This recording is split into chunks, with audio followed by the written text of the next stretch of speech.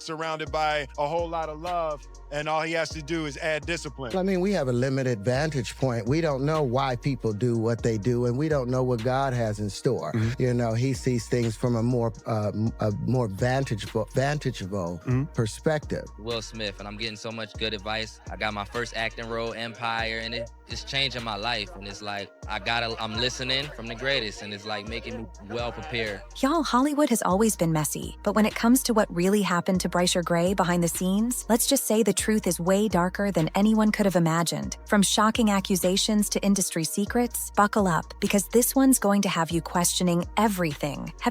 Look, I'm from Southside Jamaica, Queens. I don't like Supreme. I don't like Eminem.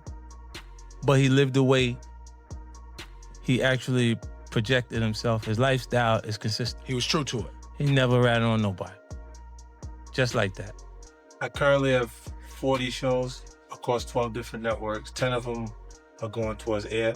2 films this year. I did Moses is the Black. I produced that. I played Balrog in Street Fighter. I have a UK-based television show, Fightland. It's coming to stars. It's currently filming. I have a Fox Nation, 50 Ways to Catch a Killer, streaming now. In November, I have the origin story starting here in New York City. Power and Force will be back on the air November 7th.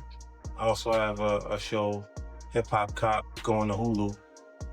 Anthony Hemingway and Kevin, I don't want to mess up his last name. I'm not even going to say his last name. But Kevin knows that I know. I really, really enjoy looking at attractive women. Like, I want to see every version of an attractive woman. You know, hot, short, tall, long, skinny, big girl, small girl, all pretty stuff. I could do that all day. I could just sit and look. That shit, you know what I mean? But, you know, I don't want them to come too close to me. Don't come to me. Just stay over there where you at with your pretty ass, because you're probably crazy as a motherfucker and you'll fuck up everything. They said he was finished. They said he was lying. Some people even said his career had been quietly buried on purpose. For years, Bryshere Gray's name floated around Hollywood in whispers, half stories, and rumors nobody wanted to touch. Every time his name came up, the conversation felt uncomfortable, like people knew there was more to the story but didn't want to say it out loud. And for a long time, nothing ever fully came out. That is, until one documentary reopened, wounds the industry worked hard to keep closed. Before the chaos, before the rumors, Bryshere Gray was just another young star on the rise. He had talent, visibility, and what looked like a future locked in. Like so many young Black entertainers, he entered an industry that promises opportunity, but rarely explains the cost. Fame looks glamorous from the outside, but behind the scenes, it can be isolating. Suddenly, everyone wants access to you. Everyone claims they can help you. And when you're young, hungry, and trusting, it's easy to believe the wrong people. That's where the word mentorship comes in. In Hollywood, mentorship sounds safe. It sounds like guidance. It sounds like protection. But for many newcomers, it's also the doorway into spaces where power dynamics are dangerously unbalanced. You're told to listen. You're told to be grateful. And most importantly, you're told not to ask too many questions. For Bryshere, those early connections were supposed to open doors in music and acting. Instead, they may have opened him up to something much darker. For years, rumors floated online about certain industry homes, private gatherings, and secret parties that weren't really about networking.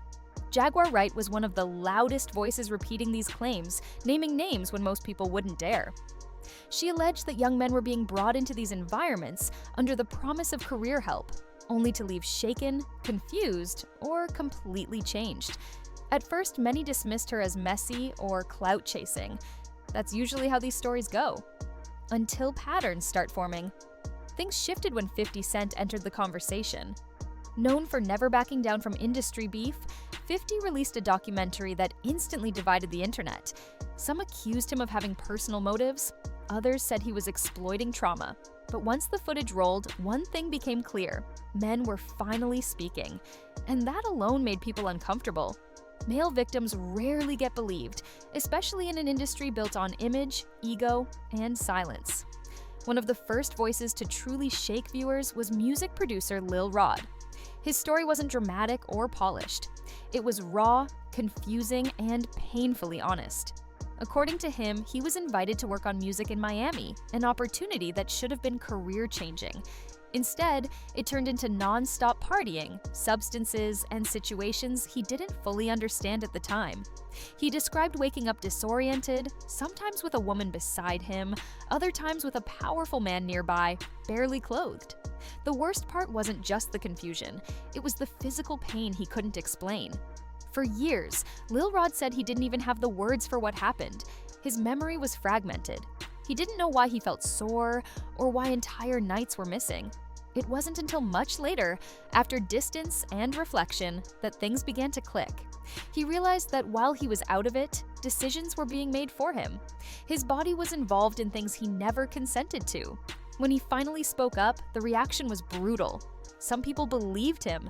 Others accused him of staying for the lifestyle, for the money, for the proximity to power. That reaction revealed something uncomfortable about how people view victims. There's this idea that if someone doesn't immediately leave, they must have wanted it. But trauma doesn't work like that. Power doesn't work like that.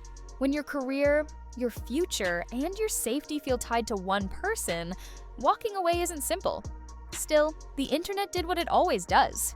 It judged, it doubted, and then it moved on. Except this time, people started asking the same question over and over. What about Bryshere Gray? For years, Bryshere's decline felt unexplained. Fans noticed changes in his behavior, his appearance, and his emotional state. Jaguar Wright had long claimed that he was one of the young men caught in these same circles. According to her, he was introduced to powerful figures through management under the guise of mentorship, acting help, music guidance, career growth. But she alleged that behind closed doors, the focus wasn't professional at all.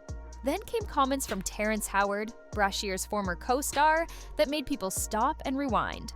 Without naming names, Terrence spoke about men losing their man card, about spiritual damage that never fully heals, about people sacrificing parts of themselves for opportunity. The internet immediately connected the dots. While nothing was directly confirmed, the implication felt heavy. When someone that close to the situation speaks that carefully, it makes people wonder why. As the speculation intensified, Jaguar Wright returned with even more disturbing claims. This time, she dragged family into it. She alleged that Bryshere's mother knew what was happening and allowed it because money was involved. According to her, promises were made, careers were dangled, and silence was rewarded. These accusations were explosive, and many people felt they crossed a line. But they also raised a painful question. How often do parents feel powerless when industry money enters the picture? Jaguar also claimed that Bryshere was preparing a massive lawsuit, allegedly worth tens of millions, targeting powerful people in the industry. According to her, once word got out, pressure was applied, and the lawsuit was quietly shut down before it ever became public. Whether true or not, blind items began circulating that seemed to hint at the same thing. A male victim, a powerful mogul, a case that never saw daylight, and once again, silence won. The emotional toll on Bryshere became impossible to ignore. Not long after the documentary dropped, a video went viral showing police responding to a call claiming he was trying to harm himself. Bryshere denied it, saying someone lied and exaggerated the situation. But even in his denial, the distress was obvious. This wasn't entertainment anymore. This was a human being cracking under years of pressure, rumors, and unresolved trauma. People began asking the obvious question: where were the mentors now? Where were the powerful figures who once claimed to care about his future? As usual, when the money slows down, so does the support. The industry loves young stars when they're profitable. When they struggle, they're labeled unstable, difficult, or broken. And once that label sticks, it's almost impossible to shake. The documentary didn't stop with male voices. Aubrey O'Day also appeared, and while many already knew her story, she revealed details that shocked even longtime followers. She described reading an affidavit from a witness who claimed they saw her unconscious while something inappropriate happened. Aubrey admitted she had no memory of the incident and said, painfully, that she was grateful she didn't remember. That statement alone said everything. She also shared alleged emails that were sent to her when she was still underage. Messages that crossed lines no adult should ever even approach, let alone step over. Seeing those messages laid out in black and white made it impossible to brush them off as jokes, misunderstandings, or moments taken out of context. The language was direct, the intent was clear, and once those receipts were introduced, the usual excuses people rushed to use simply stopped working. This wasn't confusion. This wasn't poor communication. It showed a consistent pattern of behavior that many now believe had been hiding in plain sight for years. What made the moment even heavier was Aubrey's reaction to it all. She admitted there were things she didn't remember, and instead of trying to force herself to recall them, she said she was grateful her mind had protected her from certain details. That statement hit hard for a lot of viewers because it quietly confirmed something trauma experts have said for years. Memory loss isn't proof that nothing happened. Sometimes it's proof that something did. And for Aubrey, revisiting these moments wasn't about revenge or attention.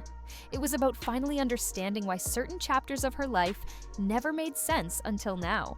By the end of the documentary, Aubrey became visibly emotional as she revealed that a lawyer had reached out to her regarding another lawsuit connected to an incident from years ago. She didn't share every detail, but she didn't need to. The weight of what she was saying was enough. It suggested that there were still stories unfolding behind the scenes, still cases being examined, and still people coming forward who had remained silent for far too long. At that point, the narrative shifted in a way that couldn't be ignored. This was no longer just about one powerful figure or one explosive documentary. It became about a much bigger system, one that protects influence, rewards silence, and often punishes those who speak up. A system where victims are questioned more harshly than the people accused of harming them. A system where careers, money, and reputation matter more than truth. And once you see that system clearly, it becomes impossible to unsee it. What made the situation even more unsettling was how familiar it all felt. Different names, different faces, but the same patterns repeating again and again. Young talent being pulled in, boundaries being blurred, power being abused behind closed doors. Then, years later, the emotional fallout shows up in public meltdowns, legal threats, and lives that never quite recover. And when those people finally speak, they're often met with disbelief instead of support. Whether every allegation is eventually proven in court or not, one thing is becoming harder to deny. Too many people are telling eerily similar stories.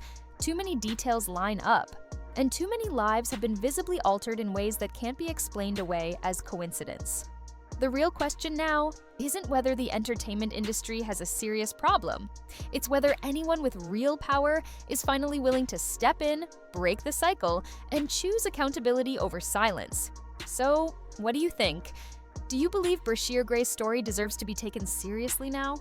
And if he does speak publicly, will the industry listen or try to bury him again? Let me know your thoughts in the comments. And if you want to see another story that Hollywood really doesn't want talked about, click the next video.